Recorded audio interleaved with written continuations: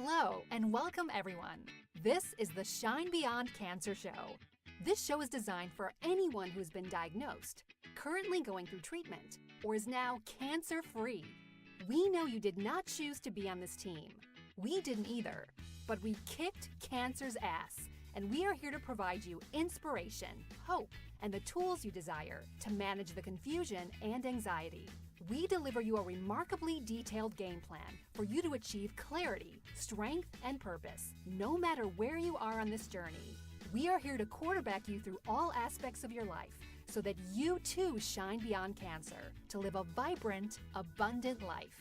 However, we are not here to treat, diagnose, or cure any illness or disease. We are making no medical or income claims. Let's get started with the show. Here are your co-hosts. From Wall Street to 9/11 first responder volunteer to wellness warrior and cancer thriver, Mark Slew. And from mom to marketer to master trainer and cancer thriver, Lisa Diamond. Hi everybody, welcome to Shine Beyond Cancer. This is episode number 20. I'm Lisa Diamond. And I'm Mark Slew, and today we have the honor and privilege of having a stellar member of the Naples community down here with us. She runs I'll let her tell her story, but she's a prominent figure in Naples, a friend, and also a cancer survivor, so that's why she's on the show. And I want to introduce you to Heather Caine. Thank you. Thanks for having me. I appreciate it. Thank you. Yeah. So tell us, Heather, first what type of cancer you have, but also share with us when you were diagnosed and especially how you were told. So I got cancer, I found out when I was 26. It was actually a really strange story. I had a wart on my finger, and it was on my wedding finger, and I was getting married in a few months, and so I went to the dermatologist, and he froze it off. But when I was there, he said, "Hey, there's a spot on your leg right there that looks a little abnormal. Can we go ahead and biopsy?" And I was like, "No, I gotta get to work. I'm busy. I'm so sorry." He's like, "Let's just biopsy that one spot." And I finally said yes, and he did. And I never heard from him again. And I thought, okay, well, I'm good, right? Like, never heard. I'm assuming I'm fine because that was the first time I'd ever been to the dermatologist before. And I got an invoice from them in the mail, and I called them because I was like, wow, that seemed like a lot of money. And the nurse picked up the phone, and she said, "Can you hold on one sec? I need to transfer you to someone else." And I was like, sure. So she transferred me to someone else, and they said, has no one called you? And I was like, no one's ever called me. And she goes, "You need to come in right now." Oh my God, it made your goosebumps. And How long? What was the gap? How long? It had probably been about 2 months. Wow. Okay, so you were happily married. No, I actually. Was it still before your wedding? It was right. It was 2 weeks before my wedding. Oh my God. So I freak out, and I was like, "No, I can't come in right now. Like, I'm heading to work." And she's like, "You need to call in sick, and you need to come in right now." And so, of course, I completely freaked out. And so I called my family, I called my fiance, and everyone met me there. And we were all in the room together. And the lady walked in, and she's like, "I'm so sorry." Like, I cried thinking about it. She's like, "You have melanoma?" And I was like, "What?" I'm like, "So young. Are you kidding me?" And she said, "Yeah, you have melanoma." So that's when they started checking my whole body. And so that meeting, they immediately got an oncologist. Yeah, right, now I'll be fine. Hold it together. So they immediately got me on to an oncologist at Southwestern, because I was in Texas at the time. Because obviously the dermatologist was terrified because no one had contacted me, and that could be a potential huge lawsuit. Of course. Right. And so they jumped over every hoop for me. But when they biopsied the other spots in my body, 2 more came back as melanoma. So it was 3 melanoma spots. I don't really know much about skin cancer and melanoma. Is it like staged? It's staged. Okay. So you have melanoma in sight. So first is dysplastic nevus. So that means abnormal cells. And from dysplastic nevus, there's certain phases of dysplastic nevus depending on how big of margins they need to cut. Okay. Once it's melanoma, the first one is melanoma in site 2. Then you have melanoma 1, 2, 3, 4. You have all your different phases. So depending on how deep it is, depending on how much you need to cut, and then also if you need chemo and radiation. So blessing, I did not have it to the point where that I needed chemo and radiation. They just had to cut it all out. So I literally was a hot mess getting married. My husband and I had planned a trip to Aruba for our honeymoon. That was canceled. Aruba was canceled, and we ended up going to San Francisco, and we did wine country tour. Yeah, there's no sunshine. There's no sunshine out there. We wore hats, and Misty all the time. Yeah. We did Tahoe and that, and the second I got back from our honeymoon, I had surgery. So I had surgery. I had it on both legs and my stomach. So it was a 4-hour surgery. I went to see a Mohs surgeon. So what they do is they cut until there's no more left, and they check at it underneath the microscope, and then so they cut a piece, and then they test that, and they go back and see if there's any more. And they keep going until they get to a margin where it's clear, right? Wow. Yeah, and so I had it on both legs and my stomach, and You were out. Oh yeah, I was out. They actually ended up having to cut up my entire belly button out and create a new belly button for me. But thankfully, from that point, I have not had any more melanomas, but I have what's called dysplastic nevus syndrome. It's a syndrome that pretty much most of my moles have abnormal cells. So I'm at 46 moles removed now, which probably 5 or 6 of them have been fine, and the rest of them have been abnormal. Wow. So, And they keep growing, like, so like, I mean, So like stuff. this one's Yeah. fine. Like so I do what's called skin mapping. So they map my skin and they measure all of my moles now. Okay. So I go every 3 months, Okay. and I usually get something taken off every 3 months. This last month was my first time in years that the 2 that they removed were fine. And honestly, I think a lot of that is contributed to being here in the studio with you, and also just living a clean life. What do you mean? Not clean life. Okay, let me phrase Yeah, I was that. gonna say. Clean eating. I eat very, very clean. I'm conscious of being very alkaline. I'm conscious of candida, which I feel like is a huge contributor to gut health. I'm conscious of not eating a lot of sugar to make sure that I keep all my good gut bugs in order. And I feel like that has helped me from not getting it again. So the disorder that you have, is that something that is hereditary? Is it genetic? Is it some people get it, some people don't? So no one in my immediate family has had melanoma that I know of. My sister has had dysplastic nevus, which is the precursor to skin cancer. She's had a few of them, and she's had to get those removed. I have had some cousins and relatives of mine that have heard my story and have gone to the dermatologist and found out that they had abnormal moles and gotten them removed. So thankfully, I'm really big about sharing my story, because I feel like skin cancer is one of those cancers that really, if you catch it early and you get it cut off, I mean, it saves lives. So And really, there's also like not many symptoms, like you don't feel bad, right? No, there's nothing. I mean, I always say there's certain things you want to look for, okay? So when you look at a mole, you want to make sure that there's no fuzzy borders around it. And if it's really dark compared to the other moles, then that means, so fuzzy borders, get it checked. Fuzzy mean like hair? Yeah, like, if you look, if it's not a perfect circular mole, okay? And like if you look, if it's got abnormal borders.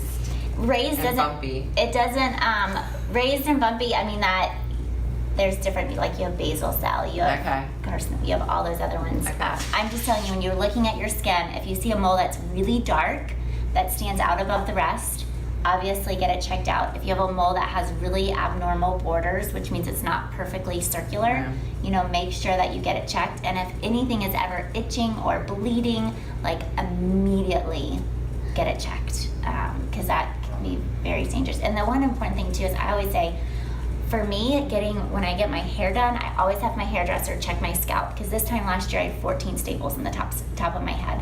And my hairdresser found that mole. So that's, and then always have your dentist look in your mouth and make sure there's no moles in there. And then always have your eyes checked. I wouldn't even think of that. No. Yeah, and Your have eyes every year. The eyes are very There's important. moles in your You eyes? can get melanoma in your eyes is common. It's not uncommon. Wow. It's So, some education. I know. I mean, if you hadn't had that wart, would you have even gone No. to a dermatologist? No, the wart saved my life. That was something that I thank God for every day. Right. Because right. that is the only wart I've ever had in my whole life, and I've never had another one. So would you recommend for somebody just, even with no history, because you had no history in your family that you knew of, even with no history and, you know, have a lot of moles, just as a preventative, like you would go have a yearly... Everyone should go to the dermatologist every year. I mean, that is something that's covered under most insurance plans, is a dermatology check, especially living here in Southwest Florida. We were going to ask you about that. You moved to the sunshine capital of the United States. How do you take care of yourself? Well, here's my take on that. Okay. You never ever live in fear. Okay. Okay? Fear can kill you. And so I live life the way I want to live it. And I feel that if I do right by my body, that I'm a firm believer if I manifest that energy and I do what's in my power to keep myself healthy, that I will stay healthy. And I haven't had any more melanoma since I've been here, and I've been here 4 years. And do you take the preventative methods for your 2 daughters, or? Oh, absolutely. We're queen and king of UV gear. I am not a big sunscreen person unless it's zinc oxide, unless it's natural. So many of the sunscreens on the market right now have so many chemicals in them, and when you spray them, you inhale them. So I try and go very Plus natural. our skin is our largest organ. It's our largest organ. And We're it absorbs sucking it everything. in. Yeah. So we do a lot of UV, like I wear UV shirts, I wear a UV hat. My kids always have UV shirts on. We don't do peak sun hours. We really stay clear of the sun between like really 11 and 2. We don't really do a lot out there. If we do, we're completely covered in our UV gear. But I'm a firm believer is, you know, go natural or just keep out of it. You need sun. You get that, your vitamin D. So you need at least 20 minutes a day of direct sunlight. But you get that from walking here and there from your car. You know, it's not like you have to lay out and bake in it. Yeah. Right. You don't want to burn. Once you've burnt your skin, you've damaged it. What's Andrew's take on it? Is he in UV, and is he like? He is, absolutely. He Well, is. and I mean, Andrew has cancer in his family as well, right? He's lost 2 brothers to cancer. Yeah. So we know cancer all too well in our house. Yeah. So Heather, you know, one of the reasons that Mark and I do this whole Shine Beyond Cancer is really to be in contribution and share our stories and share our experiences, and I know that you do a lot in contribution. I would love for you just to talk a little bit, because I think it's one of the things that people that have been through cancer always want to give back and contribute. I don't know what happens to us during that process. I think we're good people before we get it, but I think that something really, you feel really compelled to go beyond. I think it's because when you've survived it, you feel so blessed and thankful to still be here that you want to figure out a way that you can impact others. That's how I always feel, and it's not even just about the financial impact, it's just about even like the emotional impact. Right. So I started an initiative about 1.5 years ago called Let's Get Moving. And it's kind of a fun play on words because I own a real estate company, and it's physically moving your bodies because we live in the happiest, healthiest city in America. And I like to claim that I'm the happiest, healthiest real estate brokerage in America. So I started this initiative, and I try and do it every quarter, and I've actually done it more than every quarter because my entire team behind my company has really caught on, which I'm so thankful for, and they're actually taking it upon themselves to also do their own events. But what it does is we partner with facilities like you, fitness studios or whatever, and we partner with a charity, and we host some type of moving class. You know, we've had everything from line dancing to Pilates to yoga to boot camps, you know, everything. And it's all about getting together as a group, manifesting positive energy, moving our bodies, and benefiting a charity. And 100% of the proceeds already go back to the charity. And we've kind of tallied up, and we're about $11,000 that we've done this year. But you choose different ones, right? It is. We do different charities. We have done a lot with cancer. This month we've raised money for JDRF, juvenile diabetes. Great. So we just had an event last weekend, and it was a real big success. That's awesome. So we always like to leave our audience with kind of like a nugget, a gift of something for them to kind of take away from the show, of someone who's been through our experience. So what is your almighty advice nugget that you want to like share? How much time do we have? The first thing I would say is go to the dermatologist every year, no matter what. Put it in your schedule, don't miss it. Also, be an advocate of, if you have someone in your life, make sure that they look at your body. I know, all of us are so worried about how our body looks, but it's a beautiful thing that God gave us. And look at it and make sure that if there is any moles or anything that you see abnormal, go. If it hasn't been a year, schedule it now. The other thing is watch what you put on your skin. My mom lathered me with sunscreen my whole life, which I appreciate. She was only doing it to make sure I was healthy. But I honestly feel like a lot of the chemicals that were in those products contributed to my symptoms I have today. So try and know that your skin is your largest organ. So what you put on it does go in your body and affects everything you do. And then my other thing is, you manifest what you create. So keep the positive energy, because I really feel like your brain can do so many powerful things. So if we just always keep that positive attitude and that energy high, I feel like you can combat anything.